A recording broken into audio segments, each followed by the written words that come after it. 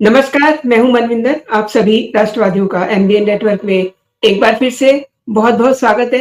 खालिदा जिया का बेटा तारिक रहमान बांग्लादेश पहुंच गया है। तो सवाल ये है कि क्या इससे यूनुस फ्लॉप होगा और क्या ये पश्चिमी देशों की चाल है या इसमें भी मुनीर का गंदा खेल चल रहा है? और एक सवाल और भी उठता है कि पाकिस्तान की राह पर चलने वाले बांग्लादेश का होगा क्या और पाकिस्तान का भी क्या होगा रेदर? इस पर बात होगी। चैनल को आप जल्दी से सब्सक्राइब कर लीजिए, ये मेरा आपसे आग्रह है। वीडियो को जल्दी से लाइक कर लीजिए। तो तारिक की एंट्री को समझते हैं। मेरे साथ जुड़ चुके हैं, आप देख रहे हैं साथ वाली स्क्रीन पर कर्नल देवानंद लोहा मरोड़ जी। कर्नल साहब, बहुत बहुत स्वागत है आपका। नमस्कार। आपका भी आभार। थैंक यू वेरी मच कि आपने मौका दिया मुझे आपके चैनल पर बात करने के लिए।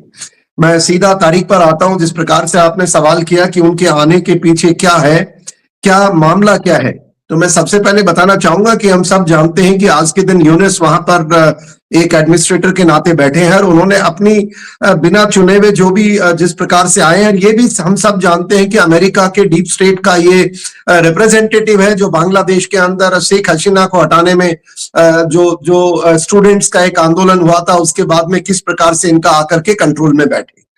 अब यहां से बात शुरू होती है कि जब ये होता है तो सबसे पहली जो चीज देखने में आती है, मैं अमेरिका पर बाद में आऊंगा कि उसने क्यों ऐसा किया, पर उससे पहले आता हूं जो देखने में आया वो पहली चीज ये आई कि पाकिस्तान का प्रेम यूनुस से बहुत साफ साफ बढ़ता दिखाई दिया। 1971 के बाद में जो कभी शिप या जो भी कोई आदान प्रदान इनका नहीं हुआ, वो उनके नेवल शिप्स भी पाकिस्तान में देखे गए। उन्होंने बिना वीजा के एंट्री कर दी और जो हथियार, जो भी कोई सामान, एरोप्लेन आते थे, एयरक्राफ्ट आते थे, उनको बिल्कुल सीधी पाकिस्तान में बिना वीजा एंट्री दे दी गई। तो और उसके अलावा पाकिस्तान के जो आईएसआई हैं, आर्मी ऑफिशियल्स हैं, विभिन्न प्रकार के, वो एक तरह जुड़ते हुए नजर आए। अब इससे भी ये साफ साफ संकेत मिल गए थे भारत सरकार को, भारतीय सेना को, हम सबको जो सामान्य आदमी इस पर नजर रखता है कि कहीं न कहीं इस खेल का जो केंद्र बिंदु है वो पाकिस्तान है, आईएसआई हो सकती है। और मुझे लगता है कि पाकिस्तान के कंधे पे अमेरिका ने बंदूक रख करके काम किया। अमेरिका ने फेज 1 किया, जहां पर उस देश के अंदर एक तरह एक पूरा उनके प्राइम मिनिस्टर को बाहर भागने पे मजबूर किया। उसके बाद दूसरा उन्होंने एक बंदा दिया कि भाई आप इसको बैठाइए जो कंट्रोल करेगा, और उसके बाद पाकिस्तान का कंधा इस्तेमाल करते हुए ये गतिविधि हो रही है। अब इसके होने से क्या होता है? इसके होने से होता है कि पाकिस्तान के अंदर जो पॉलिटिकल सिस्टम था, जो अपनी जो प्रेजेंट उनकी जो प्राइम मिनिस्टर थी, उनको भारत भागना पड़ा। उनकी पार्टी के जितने भी कार्यकर्ता थे, मंत्री थे, जो इंटेलेक्चुअल्स थे, जो जुडिशरी थी, जो एक्चुअली वहां के कंट्री को चला रहे थे, उन सबको या तो हटा दिया गया या मार दिया गया या उनको प्रताड़ित ना किया गया, और पूरा का पूरा सिस्टम बदलते उन्हें जिहादियों को और वो जो दूसरे 71 के जो लोग थे जो ऑपरेशन टॉर्च के अंदर पाकिस्तान के साथ शामिल थे, जिन्होंने अनगिनत महिलाओं के साथ दुष्कर्म किए, वो लोग बाग इंतजार कर रहे थे क्योंकि वो भी जेल में थे। इन सबको छोड़ दिया गया और एक तरह माहौल खराब कर दिया गया। अब यहां पर मैं आता हूं उस माहौल खराब के अंदर सबसे पहले इन्होंने शेख हसीना की पार्टी को बैन किया, पॉलिटिकल उनके केसेस लगाए, उनको जेल कर दिया, फांसी कर दी, सरा कर दिया।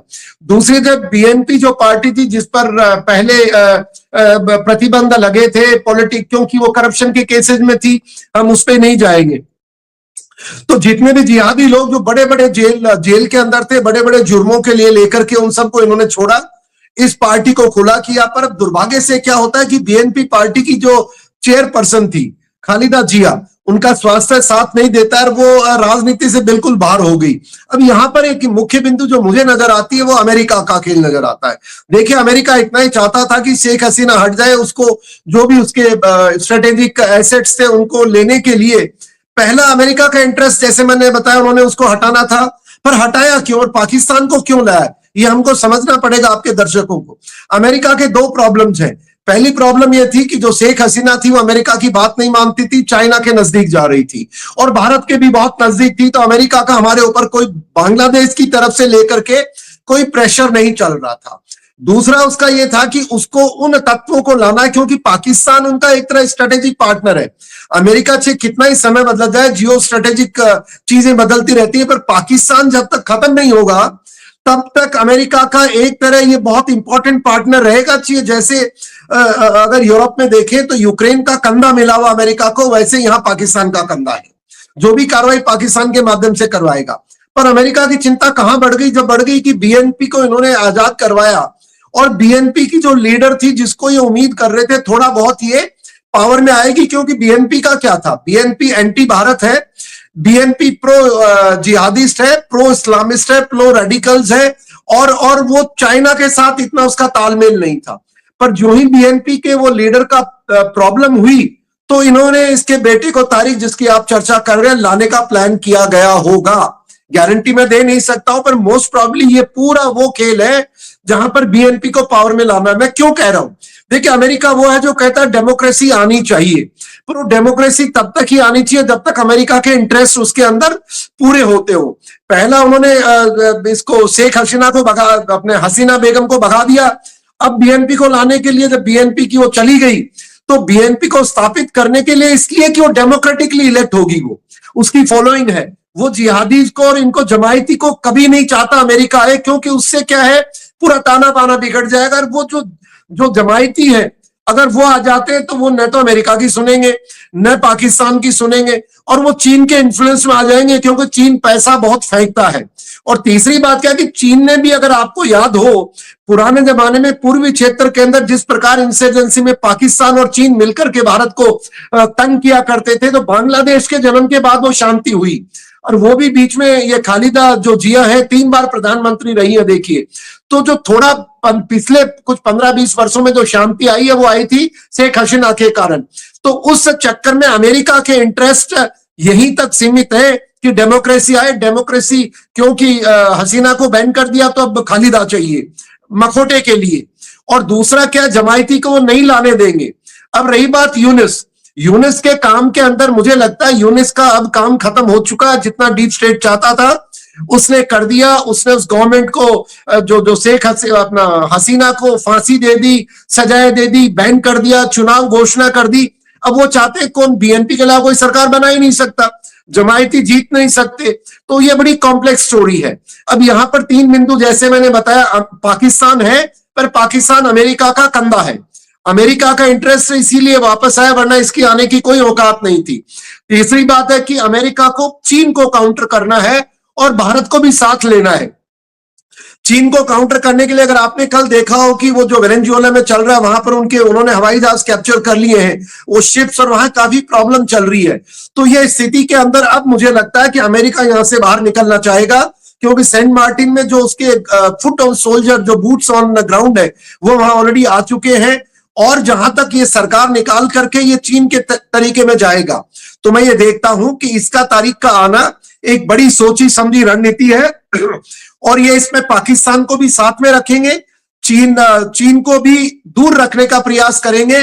और इस तरह मैं मानता हूं तारीख का आना है। बट तारीख के आने से आपने देखा कल, बिकॉज जो जिहादी है, जो जमायती है, वो इसको नहीं चाहते आए, ना ही यूनिस चाहता है। मेरे को लगता है कहीं अमेरिका का कार्ड फेल हो गया कि यूनिस करेगा जो हम कहेंगे, पर यूनिस ने इतना कर दिया कि वो जमायती ताकतवर हो गए, जो पाकिस्तान को सूट करता है। और पाकिस्तान भी यहां बहुत खुश है कि ये यूनिस रहे।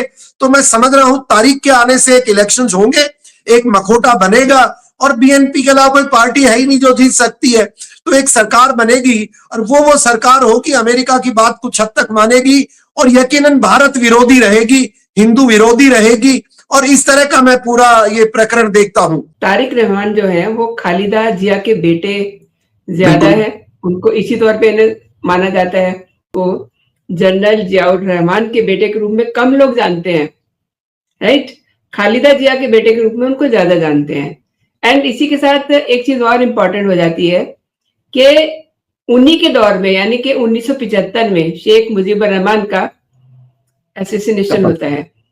उस समय पूरी फैमिली जो है उनकी खत्म हो जाती है, शेख हसीना बचती हैं। अब फिर शेख हसीना को भारत ने बचाया है। तो आगे अब क्या देखते हैं, ये जो सीन बन रहा है, हालांकि काफी चीजों को आपने टच किया है, लेकिन देखिए ये आए हैं, इन्होंने एक रोड शो किया है, लेकिन इन्होंने शेख हसीना का कहीं जिक्र नहीं किया है। तो ये सब क्या दिखाता है?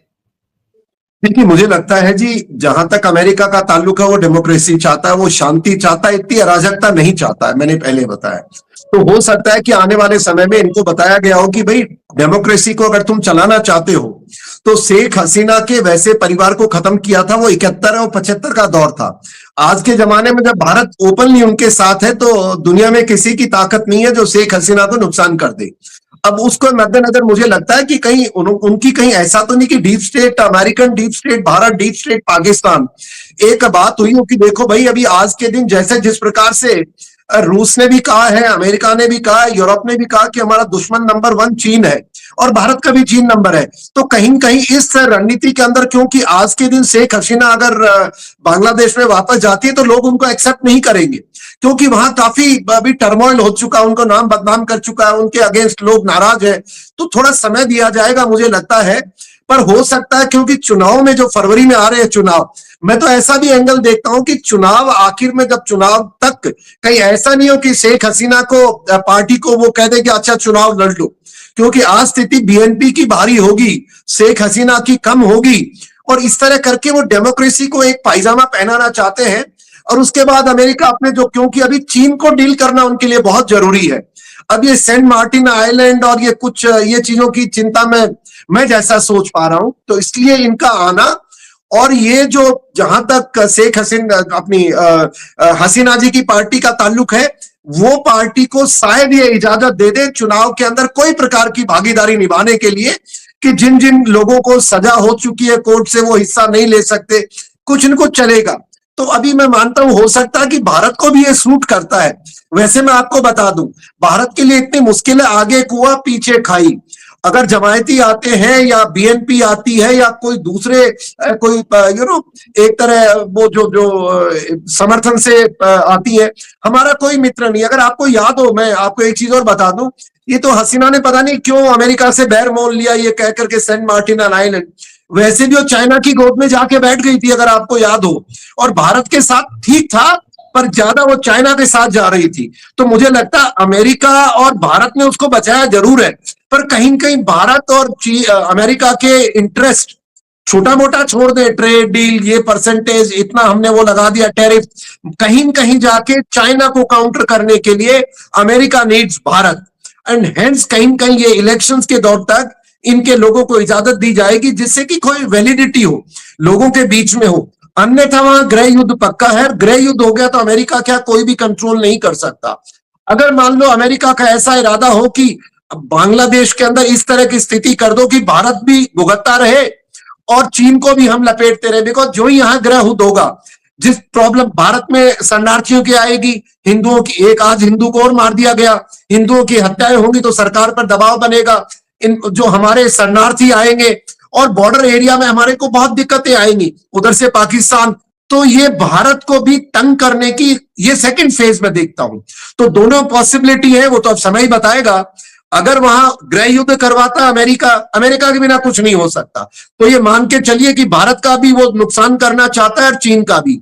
और अगर यहाँ छोटी मोटी डेमोक्रेटिक कोई गवर्नमेंट इलेक्टेड लेके आ जाते हैं, तो उस केस में ये रहेगा कि भारत को अपनी तरफ रखना चाहता है, थोड़े बहुत दिखावे के लिए पहले वो चीन को डील करना चाहता है। तो दो परिस्थिति मैं देखता हूं, और ये जरूर कहीं कहीं अगर पहली परिस्थिति है जहां डेमोक्रेसी वापस आने की, तो भारत से भी राय ली गई होगी, कुछ चर्चा हुई होगी, और अगर दूसरी है तो मैं मानता हूं पाकिस्तान उसके अंदर डोमिनेटिंग फैक्टर रहा होगा, and they must have decided इस तरह करने का। जी मानविंदर जी, बांग्लादेश में जो साजिशें अब चल रही हैं वेस्ट की, जिसपे आपने चर्चा की है, उसको भारत कैसे डील करेगा? देखिए, भारत के लिए डील करना बड़ा कठिन है। मैंने कहा आगे कुआं पीछे खाई, और दोनों ही पार्टियां हमारे हितों की नहीं है, प्लीज अंडरस्टैंड। जब से शेख हसीना जी बेगम जी थी, वो पावरफुल हुई थी, चीन की गोद में बैठ गई थी, चीन को बुला लिया था शिप इंडस्ट्री के अंदर, उसने बुला लिया था वो एयरफील्ड्स को जो हमारे सिलीगुड़ी कॉरिडोर के पास में, बहुत सारे वो कर रहे थे। और जहां तक बीएनपी का ताल्लुक है, वो तो डिक्लेयर्ड है एंटी भारत, उसको तो कोई दिक्कत ही नहीं है, और वो प्रो अमेरिकन भी है और वो प्रो जिहादी भी है, और वो तो मेरे ख्याल से अगर ये आगे बीएनपी वाले तो वो तो कोई इंटरनेशनल कम्युनिटी की भी नहीं सुनते हैं, वो तो सीरिया की तर्ज पे जाएंगे। हाँ, ये एक पॉइंट निकल के जरूर आता है, अगर अमेरिका का मन सीरिया वाला जैसा अगर करना चाहता है, जहां वो ऐसे लोगों को पावर में बैठाए, पर मुझे नहीं लगता, और कर भी सकता, उसका क्या है, भारत से तो उसकी दुश्मनी है ही ना साहब, ट्रंप साहब की। कौन चाहता भारत इंडिपेंडेंट, भारत को उलझाना चाहते हैं। पर मैं मानता हूं मोदी जी और हमारे जो रणनीतिकार हैं, सैन्य अधिकारी, और सब समझते हैं इस बात को, और देश भी समझ रहा है, मैं आपको बता दूं। तो ये युद्ध की स्थिति के अंदर भारत अपने और तरीके हैं। मैं नहीं मानता कि भारत की सेना का जाना जरूरी है। भारत ऑलरेडी बांग्लादेश के साथ युद्ध की स्थिति में है, जिस प्रकार से हम अपना कार्रवाई कर रहे हैं। हाँ, भारत के लिए चिंता बढ़ी हुई है। मैंने कहा कोई भी जीत के आए, भारत की मजबूत होना पड़ेगा, और भारतीय सेना को बधाई हो, भारतीय तंत्र को बधाई हो कि जिस प्रकार से बांग्लादेश के चारों ओर सुरक्षा के इंतजाम किए गए हैं। SIR आया है, जहां पर बांग्लादेशी खुद भारत छोड़ छोड़ के भाग रहे हैं। बहुत सारे, इवन वेस्ट बंगाल में मुझे पूरी उम्मीद है भारत के नागरिक जो वहां मुख्यमंत्री महोदय हैं, जो बांग्लादेशियों का वेलकम करती हैं। आपको याद है जब स्टूडेंट आंदोलन कर रहे थे वहां, तो वो कह रही थी अगर पाकिस्तान, बांग्लादेश की सरकार इन पे अत्याचार करेगी तो मैं स्वीकार करूंगी। अरे भाई, तू होती कौन है, तेरे को पावर कहां है, you don't control the foreign matters. तो ये अब जब हिंदुओं की हत्या हो रही है, और वहां इस तरह यही जो जिहादी लोग भाग के वापस जा रहे हैं, तो उसको सांप सूंघ गया है, वो बोलती नहीं है। तो मैं मानता हूं भारत डील करेगा, but I don't see militarily कोई एक्शन करने की जरूरत पड़ेगी। और अगर जरूरत पड़ी तो ऑपरेशन सिंदूर 2 हो जाएगा, आई एम श्योर। उसके लिए हमें जाने की जरूरत ही नहीं है। अभी आपने देखा कल जो हमने जो सैटेलाइट लॉन्च किया 6 टन वाला, अब उसके मार्फत तो कहते हैं कि हमको कहीं मोबाइल लेके टावर की जरूरत नहीं है। तो India is doing well, Bharat तैयार है। अभी अमेरिका को भी तय करना है कि उसको भारत चाहिए या उसको भारत नहीं चाहिए। अगर भारत नहीं चाहिए तो इंडिया, चाइना, रशिया तीनों खुश हैं इस इलाके में, अमेरिका का काम तमाम हो जाएगा। पर ये इंटरनेशनल देखिए डिप्लोमेटिक चीजें जो हर दिन बदलती हैं, कोई किसी का देश दोस्त नहीं है। भारत के हित की बात है, और मैं मानता हूं मोदी जी आज जिस प्रकार से वो अंतरराष्ट्रीय पटल पर भारत का मान सम्मान बढ़ाया है, और जिस प्रकार से आज वाजपेयी जी का मैं जन्मदिन भी देख रहा हूं, आज 25 तारीख को उनको पूरा देश याद कर रहा है, तो अब ये समय बदल गया है। तो भारत तैयार है, मिलिटरीली भी, डिप्लोमेटिकली भी। और आपने देखा जिस प्रकार से वहां जो अपना वीजा सेंटर था उसको उन्होंने बंद कर दिया। मैं तो आग्रह करूंगा ये वीजा बंद करो बांग्लादेश को अभी। हाँ, एक बड़ी अजीब सी बात देखने को मिली कि कल बड़ी संख्या में हमने चावल बांग्लादेश को भेजे हैं, कल शायद इजाजत दी है सरकार ने। पर मैं मानता हूं ये इस तरह के ना, ये बंद करना पड़ेगा भारत को। अरे दुश्मन है तो दुश्मन से डील करो। ये वो एक कहावत है, सांप का बच्चा हो या चाहे सांप हो, ये पाकिस्तान हो चाहे बांग्लादेश हो, बांग्लादेश में डिक्लेयर्ड एनिमी मान रहा हूं आज। जहर बराबर होता है, ये मैं आप कई विद्वानों से सुनता रहता हूं। तो deal Bangladesh as enemy and let's deal like Pakistan, कोई इलाज नहीं है। पाकिस्तान में तो हमारी जो फेंस है हमने पूरी फेंस कर ली, बांग्लादेश में नदी के ऊपर फेंस कभी पूरी नहीं कर पाएंगे, और वहां जिहादी तैयार बैठे हैं। तो अब इसको दुश्मन मान करके हमें कदम उठाना पड़ेगा। और क्या फर्क पड़ता है, पहले 2+1/2 फ्रंट था, अब 3+1/2 है, तो हम तैयार हैं, मैं ऐसा देख रहा हूं। कर्नल साहब, एक छोटी सी टिप्पणी और चाहूंगी। ये मुनीर का जो गंदा खेल है, इसे आप कैसे देख पा रहे हैं बांग्लादेश में, ये जो भसड़ बचाई हुई है? देखिए Munir, we have to understand, मैं बहुत सारे विद्वानों को सुनता रहता हूं, और सोशल मीडिया यूट्यूबर से ज्यादा सुनता हूं। पता नहीं मुनीर को थोड़ा बड़ा चढ़ा के दिखाया जा रहा है। देखिए पाकिस्तान में कुछ भी एक्शन होता है बिना CIA की अप्रूवल के नहीं हो सकता है, और भारत क्यों केंद्र बिंदु है। आप याद कीजिए जब भारत के टुकड़े हुए थे तब से लेकर के, आप क्या मानते हो अमेरिका भूल गया कि 71 के युद्ध में हमने उसको नाको चने चबाए, उसके 7th फ्लीट को रशिया ने वापस लौटाया, वो कभी नहीं भूल सकता। और उसके बाद जैसे सत्ता परिवर्तन होते हैं, आर्मी को पावरफुल बनाया गया। अभी तो अमेरिका 2 दिन पहले कई हजारों बिलियन डॉलर्स के वो उन्होंने एड सैंक्शन किए। तो मुनीर ऐसा है, मुनीर की यूटिलिटी डिपेंड जब तक अमेरिका उसको चाहेगा। और इस बार अमेरिका ने बड़ा चालाकी से काम किया, CIA कहो या ISI, उन्होंने पॉलिटिकल लीडर का मर्डर भी नहीं करवाया और इसको पावरफुल भी बना दिया, इसको सारे पावर दे दिए गए। और देखिए वापस आई बिलीव ट्रंप से मिलने जा रहा है। तो ये सारी रणनीति CIA अमेरिकन डीप स्टेट है, और ये जब तक जिंदा है जब तक वो उनके काम का है। उधर बांग्लादेश में यूनुस भी तब तक है जब तक अमेरिका के काम का है। The best part about America जो मैं समझ पाया, इनका कोई लव लॉस नहीं है मनविंदर जी। इनका जिस दिन काम खत्म, वो कब एयरप्लेन में किसका क्रैश होगा, आपने देखा नहीं वो कल एक एयर चीफ मारा गया जिसको पाकिस्तान ने हथियार सप्लाई किए थे। है तो इस तरह की जो ये CIA के जो ऑपरेशन हैं, और आज के दिन रूस यूक्रेन में उलझा हुआ है, तो इसलिए जो अमेरिकन लॉबी है वो अपने कार्ड खेल रही है। और मैं देख रहा हूं उनका एक नंबर जो एनिमी, वैसे चाइना वो करते हैं, पर आज के दिन अगर ट्रंप का कोई एनिमी है तो वो भारत है। एक तरफ मुनीर को वो प्रॉप अप कर रहा है, उसके माध्यम से जो भी प्लानिंग कर रहा है, दूसरी तरफ बांग्लादेश कर दिया। और इन्होंने ट्रायल तो श्रीलंका, मालदीव, नेपाल सब जगह की, पर वहां वो फेल हो गए। अब जो मुस्लिम कार्ड है, जो जिहादी कार्ड है, पाकिस्तान और बांग्लादेश, इसके माध्यम से वो ट्राई कर रहा है। आपने देखा होगा किस तरह टर्की भी अभी इंटरेस्ट ले रहा है इस मामले में। बट जैसे आपने सवाल कहा कि इन लोगों की उम्र, उनकी प्लानिंग नहीं है। ये ISI, डीप स्टेट अमेरिका और अमेरिका के हितों की रक्षा करते हैं। पर अब भारत, जब से हमने क्या कहते हैं, नूर खान एयरबेस को हमने बर्बाद किया था और अमेरिका के जो न्यूक्लियर एसेट्स एक्सपोज हो गए थे, हाँ वैसे कोई कहता नहीं है, बट एवरीवन नोज, तब से अमेरिका को ऐसी हालत हो रखी है कि भारत को सबक सिखाए तो कैसे। 50% टैरिफ कर दिया, क्या हुआ? कुछ नहीं हुआ। We are growing at a faster pace. तो अब लग रहा है कि अमेरिका के ये लास्ट कार्ड्स हैं प्रेशर डालने के भारत पे, और भारत इस पर सचेत है। जैसे मैंने कहा, हमारे डिफेंस मिनिस्ट्री, हमारे सेना के तीनों अध्यक्ष, CDS, प्रधानमंत्री बिल्कुल बैलेंस्ड स्टेटमेंट्स देते हैं, और हमारी सुरक्षा तैयार है। और आई एम श्योर जो बाकी अपने जो डिफेंस, काइनेटिक डिफेंस नहीं, जो अपना डिप्लोमेटिक डिफेंस है, जो अपना सॉफ्ट पावर डिफेंस है, पॉलिटिकल पावर डिफेंस है, जो इकोनॉमिक पावर, हम सब तैयार हैं। And we should be confident. देश को मैं यही कह सकता हूं एक सैनिक होने के नाते, और इन चीजों पे थोड़ा अध्ययन रखता हूं, स्टूडेंट हूं, इसलिए कि आज के दिन भारत वो नहीं है। आप चिंता नहीं करें, just be united, just be behind with your government, जो भी गवर्नमेंट आप रखते हैं। और आप जैसे के पास तो आज I am sure Modi ji जैसा व्यक्ति है, ये हमारा सौभाग्य है, मैं मानता हूं Manvinder ji. Without if, but, किंतु, परंतु, पॉलिटिकली राइट और politically wrong, we are in a good state today. America will have to go down a day. ये मुनीर भी जाएगा, लाइफ कब है मैं नहीं कह सकता, इधर यूनुस भी जाएगा, और थिंग्स बदलेंगी। आपने कर्नल साहब बहुत अच्छी जानकारी दी है, पूरे सीन को आपने पेंट किया। जिस तरीके से आपने मेरे दर्शकों को जानकारी दी है, आपने मेरे लिए समय निकाला है, आपका बहुत बहुत धन्यवाद। जय हिंद, जय भारत। जय हिंद, आपका भी धन्यवाद, अभिनंदन।